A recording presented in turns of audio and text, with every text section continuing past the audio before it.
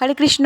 এই সবজিগুলো আগের দিনের কাটা সবজি, আর আগের দিন আমি স্টুডিওতে গিয়েছিলাম, তাই ভেবেইছিলাম যে কেটে রেখে যাই, তাহলে এসে রান্না করতে সুবিধা হবে।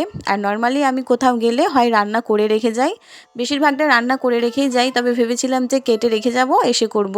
তো তারপরে যে হরিনাম বাড়িটা খেয়েছিলাম, তো সেখান থেকে নেমন্তন্ন করতে এসেছিল অনেকটা বেলাতে, তো সেজন্য এই সবজিগুলো কেটে আমি রেখে দিয়েছিলাম, যেটা আজকে রান্না করছি। বড়ি উচ্ছে দিয়ে যেরকম আর কি এখন তরকারি করে।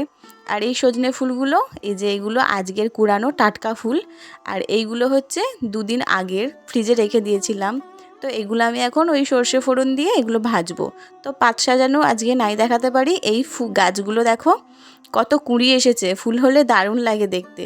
তো এর মধ্যে আমি একটা লিকুইড সার দিই, যার জন্য এই যে এত ভালো উন্নতি গাছের। জবা গাছটাও কত সুন্দর হয়েছে, আর এই নাগধুত্র গাছের কুঁড়ি এসেছে।